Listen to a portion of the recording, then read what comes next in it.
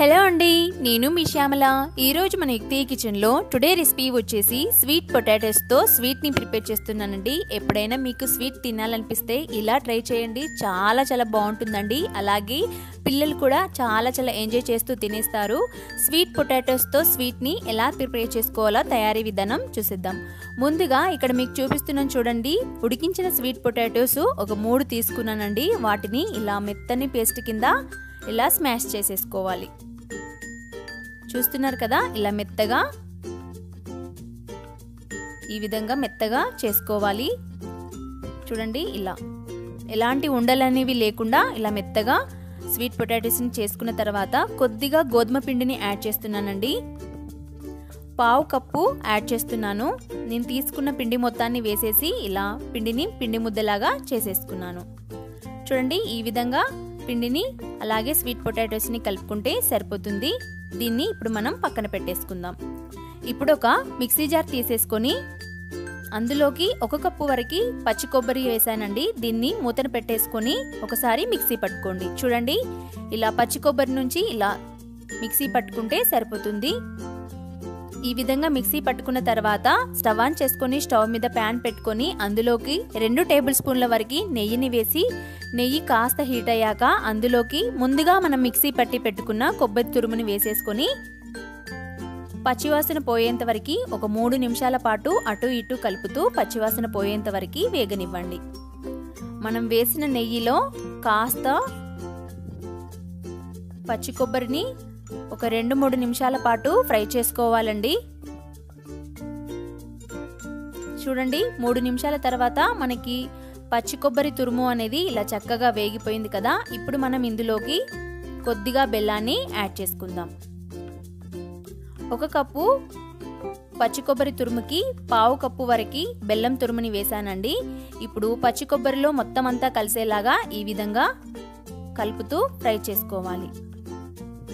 బెల్లం కూడా ఉండలన్నీ పోయేంత వరకు బాగా కలిపేసుకోవాలి. అలాగే 1 స్పూన్ వరకు ఇలాచీ పౌడర్ని వేసేసుకొని మొత్తం అంతా స్మాష్ చేస్తూ ఇలా ఒక 3 నిమిషాల పాటు వేపుకుంటే సరిపోతుంది. చూడండి, ఈ విధంగా దగ్గరికి ఉండలాగా వచ్చేస్తే స్టవ్ ఆఫ్ చేసేసుకొని కాస్త చల్లారనివ్వండి. ఇప్పుడు ఇందాక మనం స్వీట్ పొటాటోస్ మరియు గోధుమ పిండిని వేసేసుకొని ఇలా కలుపుకున్నాం కదా. ఇప్పుడు దీన్ని నేను చూపిస్తున్న విధంగా చేతిలోకి తీసుకొని అన్నీ ఒకే సైజులో బాల్స్ లాగా తీసేసుకోండి. చూస్తున్నారు కదా, ఈ విధంగా గుంటలాగా ప్రిపేర్ చేసేసుకోవాలి. చేతిలో ఉండలాగా చేసేసుకొని ఆ తర్వాత ఇలా బౌల్ షేప్లో చేసేసుకోండి. ఈ విధంగా చేసుకున్న తర్వాత ముందుగా మనం పచ్చి కొబ్బరి తురుము మరియు బెల్లం వేసుకొని వేపి పెట్టుకున్నాం కదా, దాన్ని ఇందులోకి ఫిల్ చేసేసుకోండి లోపల. ఈ విధంగా పెట్టేసుకున్న తర్వాత దీని మొత్తాన్ని ఇలా నేను చూపిస్తున్న విధంగా క్లోజ్ చేసేసుకోండి. ఆ తర్వాత ఇలా అరచేతిలో వేసేసుకొని మనం మామూలుగా కట్లెట్స్ ఎలా చేస్తామో ఆ విధంగా చేతిలోనే చేసేసుకోండి. చూడండి, రెడీ అయిపోయింది. స్వీట్ పొటాటోస్తో స్వీట్ అనేది ఇలా చేసేసుకొని ఇందాక మన డబ్బాలోకి పెట్టేసుకోండి. మరొకటి చేసి చూపిస్తున్నాను చూడండి. ఇలా పిండిని తీసుకొని బౌల్ షేప్లో చేసుకోవాలి ఫస్ట్. ఆ తర్వాత మనం వేపుకున్న పచ్చి కొబ్బరి తురుముని ఇందులో పెట్టేసుకొని మొత్తం అంతా క్లోజ్ చేసేసుకొని ఒక బాల్ లాగా చేసేసుకొని ఆ తర్వాత మనం కట్లెట్స్ని ఎలా అయితే చేసుకుంటామో అలా అరచేతిలో వేసుకొని ఇలా ఒత్తేసుకోండి. ఈ విధంగా మనం తీసుకున్న మొత్తం బాల్స్ని చేసేసుకోండి. నేను తీసుకున్న వాటికి ఒక 4 అయితే అయ్యాయండి. ఈ విధంగా చేసేసుకొని పక్కన పెట్టేసుకోండి. ఇప్పుడు స్టవ్ ఆన్ చేసుకొని స్టవ్ మీద ఇలా దోశ పెనం పెట్టానండి. పెనం పెట్టేసుకొని కొద్దిగా ఆయిల్ వేసేసుకొని మంటని మీడియం ఫ్లేమ్లో ఉంచుకొని అటు ఇటు కాస్త కలర్ చేంజ్ అయ్యేంత వరకు ఒక 2-3 నిమిషాల పాటు వేగనివ్వండి.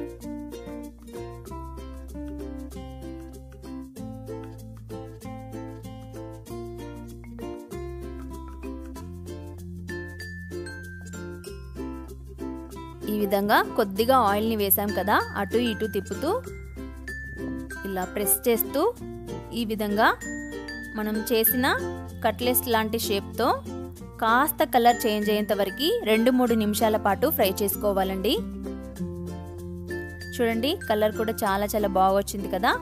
మరొక వైపు కూడా టర్న్ చేసేసుకొని అటు కూడా కలర్ వచ్చేంత వరకు ఫ్రై చేసుకోవాలి. ఈ విధంగా 3 నిమిషాల పాటు వేపుకున్న తర్వాత ఇప్పుడు దీన్ని మనం ప్లేట్లోకి తీసేసుకుందాం. చూడండి, స్వీట్ పొటాటోస్తో స్వీట్ అనేది రెడీ అయిపోయింది. మరొకటి కూడా చేసి చూపిస్తున్నాను చూడండి. కొద్దిగా ఆయిల్ని వేసేసుకొని ఇలా ఒక 2-3 నిమిషాల పాటు అటు ఇటు తిప్పుతూ 2 వైపులా కలర్ చేంజ్ అయ్యేంత వరకు ఫ్రై చేసుకోవాలి. పిల్లలకైతే చాలా చాలా బాగుంటుందండి. స్మూత్గా, అలాగే తినడానికి ఈజీగా కూడా ఉంటుంది. టేస్ట్ కూడా చాలా చాలా బాగుంటుందండి. ఈవినింగ్ స్నాక్స్ లాగా ప్రిపేర్ చేసుకోవచ్చు.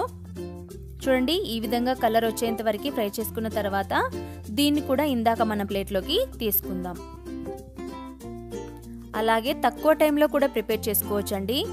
టేస్ట్ అయితే డిఫరెంట్గా చాలా చాలా బాగుంది. మీరు కూడా ఒకసారి ట్రై చేయండి. చూసారు కదా, ఈ విధంగా మనం చేసుకున్న మొత్తం కట్లెట్స్ని చేసేసుకోండి. చూడండి, స్వీట్ పొటాటోస్తో స్వీట్ అనేది రెడీ అయిపోయింది. మీకు చూపిస్తున్నాను చూడండి. సాఫ్ట్గా లోపల పచ్చి కొబ్బరి అనేది కనిపిస్తూ డెలీషియస్గా ఉందండి. చూసారు కదండి, స్వీట్ పొటాటోస్తో స్వీట్ అనేది రెడీ అయిపోయింది. ఇంకెందుకు ఆలస్యం, మీరు కూడా ఒకసారి ట్రై చేసి టేస్ట్ చూసి మీకు ఎలా కుదిరిందో కామెంట్ సెక్షన్లో కామెంట్ చేయండి. ఈ వీడియో కనుక మీకు నచ్చినట్లయితే ప్లీజ్ లైక్ చేయండి. అలాగే మీ ఫ్రెండ్స్కి షేర్ చేయండి. అలాగే పక్కన ఉన్న బెల్ ఐకాన్ని ప్రెస్ చేయండి. ఇలాగే న్యూ రెసిపీస్ అనేవి వస్తూ ఉంటాయి. Thank you for watching.